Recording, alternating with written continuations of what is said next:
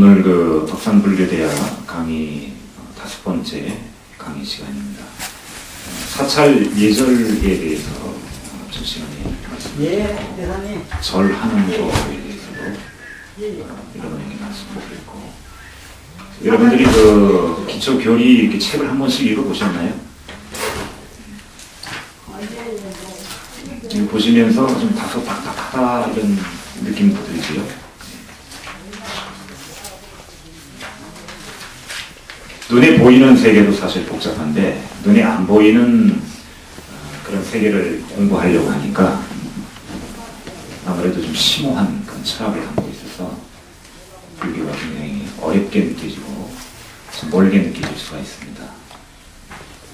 그러나 그 불교가 2600년을 내려오면서 컴퓨터처럼 불교도 좀 많이 발전하고 업그레이드를 했어요. 그래서 아주 오래전에는 이제 근본불교, 원시불교, 소승불교 이렇게 해서 이 불교 공부를 해서 깨우친 분, 다시 말하면 진리를 얻은 분은 이것을 누구한테 발설하거나 또는 소위 이제 불교에서 얘기하는 자리이다, 나도 이렇고 남도 이렇고 그렇게 해야 되는데 내가 그냥 도를 얻었기 때문에 이것으로 만족한다 하고 선불 이루고 말았다. 그래서 자기가 큰 깨달음을 얻었으면 그 남에게 나누어서 공유를 하고 그 사람에게 깨우침의 법도를 가르쳐 줘야 되는데 그냥 혼자 하려고 말았다. 그래서 뜻있는 이제 선지식인들은 눈 밝은 그 역대 그 조사 큰 스님들이 대중적으로 불교는 알려줘야 되고 또 대중적으로 또 불교는 이렇게 소개가 돼야 되는데 이것이 그 깨우친 사람 몇 번만이 한다는 것은 아니다. 그래서 대성불교가 이제 그 지각적으로 발전되기 시작한 것은 놀랍게도 부처님 사후 500년 후입니다. 500년 후에. 부처님이 입적을 하시고 500년 후에 이 불교가 증흥을 이루고 대발전을 이루게 돼요. 그때 시대가 되면 이제 아소카 왕 시대입니다.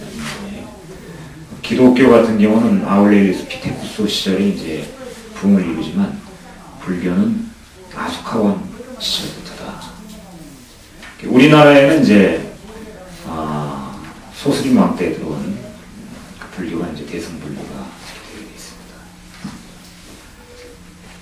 여러분, 이 불교를 하시면서 항상 주의해야 될 분이 있는데 첫 번째가 분별심을 갖지 말아야 되고, 두 번째는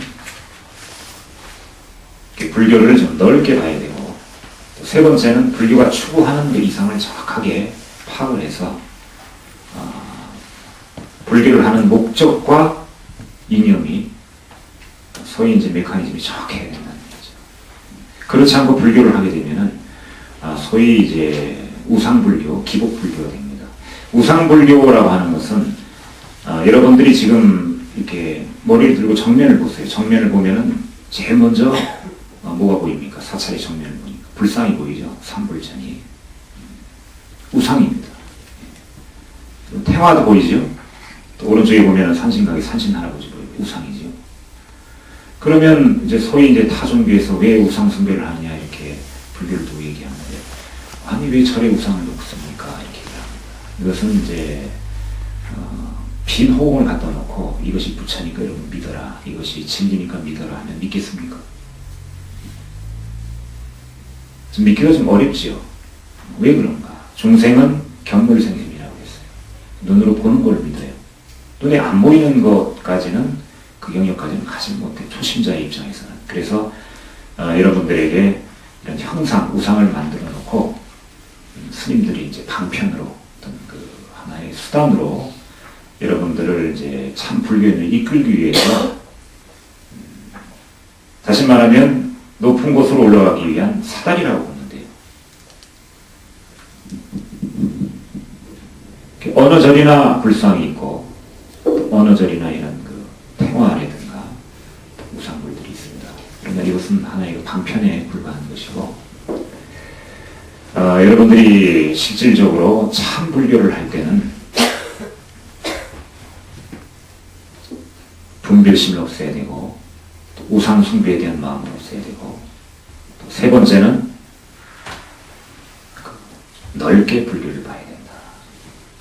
그래서 첫 번째 우상을 숭배하지 말아라 하는 얘기는, 일단 불교에 접하길 때까지는 여러분들이 불상을 보고 또 사찰을 보고 그 절에 스님을 보고 절에 다닐 수가 있어요. 그런데 절에 이제 한두 번 다니다 보니까 늘 스님들이 얘기하는 것이 이제 경전 얘기를 하고 마음 공부 얘기를 하고 부처님의 생애를 얘기하고, 그것은 우상 숭배하는 거하고 전혀 다르다는 얘기예요. 그래서 열린 그 마음의식을 가지고 내가 절에 다니는 것은 눈에 보이는 형상을 쫓는 것이 아니고, 또 이런 조형물을 보고 다니는 것도 아니고, 또 유서 깊은 절이나 또 멋진 도량 때문에 절에 다니는 것이 아니고, 순수하게 불교는 마음 공부를 하는 것이다. 불교는 신법이다. 이걸 알게 되면 여러분은 일단은 초등 불교를 넘어간 거예요. 그래서 절에 한 30년, 20년 이렇게 다닌 분들이 있어요. 그런 분들도 아직까지 기복신앙을 하는 분이 있습니다. 우상숭배하고 복을 기원하는 게 기복신앙인데, 이제 그 불상을 보니까 황금빛으로 반짝반짝한데, 이 불상이 내 소원을 들어줄 것 같아요. 어떤 그 영험한 그런 어떤 신비로운 그런 분위기가 느껴지면서 뭔가가 있을 것 같다. 어떤 영험한 게 깃들어서 나의 소원을 들어줄 것 같고 내 부족한 걸 채워줄 수 있을 것 같다. 처음엔 이렇게 생각을 합니다. 그래서 맹목적으로 오래전에 그 선왕당에 이렇게 가서 무조건 그 음식 그 공양물 이렇게 올리고 기도하면 다 이루어진다라는 마음으로 이렇게 절에 다녔던 것이 사실이에요. 그래서 이제 우리 스님들이 주장하는 부분도 있지만, 방편을 쓰다 보니까 방편이 방편으로 끝난 것이 아니고 실제 목적으로 되어버렸다. 그래서 이 초심자들은 반드시 그 부분을 구별을 해야 되는데, 여러분들이 구별할 수 있는 그것은 딱 한 가지 지혜에 있습니다. 지혜. 선지식이 있어요. 제가 얘기하는 것도 선지식이고, 선지식은 경전에 들어가 있고, 또 스님들의 이 본문에 들어가 있고, 또 여러분 주위에 불교 대학을 나오거나 또는 공부를 많이 하신 눈 밝은 그런 명암조사 선지신들한테 그것을 들을 수가 있습니다. 그래서 조심자가 주의해야 될 부분이 우상숭배하지 말고 기복신앙을 좀 내려놔라. 기복신앙을 내려놓지 않으면은 절에 20년, 30년 다니지만 초등학교만 학교로 비유하면 20년, 30년 다니고, 우리가 초등학교 졸업하면 중학교 들어가고, 그죠? 고등학교 들어가고, 대학교 들어가고, 석사, 박사 이렇게 갈고야 되는데, 그래야 발전이지, 학문적으로도, 지식적으로도 그렇고.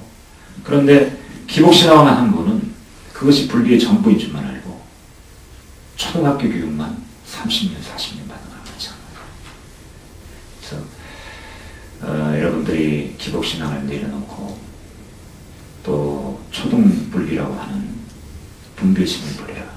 분별심에 대한 정확한 얘기는, 제가 달을 가리키고 태양을 가리키고 저것이 참 진리니까 여러분 저것을 봐라 하고 외쳤을 때 제 손 모양을 보고, 손이 검다, 깨끗하다, 손이 크다, 작다, 제 손을 보는,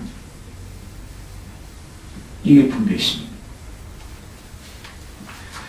이 불교가 참 성스러운 줄 알았는데, 불교도 서로 다툼이 있고, 어느 날 보니까, TV에 보니까, 어떤 큰 스님 한 분이, 어떤 좀 다른 정치나 결탁에서 무슨 일이 있다, 어떤 얘기가 하나 있다. 불교가 이런 거구나. 이런 마음도 분별심이에요. 사과 기짝에 사과가 한 수백 개가 들어와 있는데, 그 중에 한 두 개가 썩었다고 해서 그 전체 그 사과 기짝이 다 썩은 건 아니에요. 골라내면 되는 거예요. 수만 그루의 나무가 심어져 있는 그 산림에서 한두 나무가 재성충이나 이런 걸로 인해가지고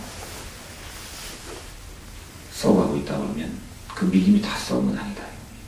그래서 불자는 좀 넓게 보고 분별심, 우상숭배하는 걸 내려놓고 담대한 마음으로 여러분들이 마음 공부를 할 때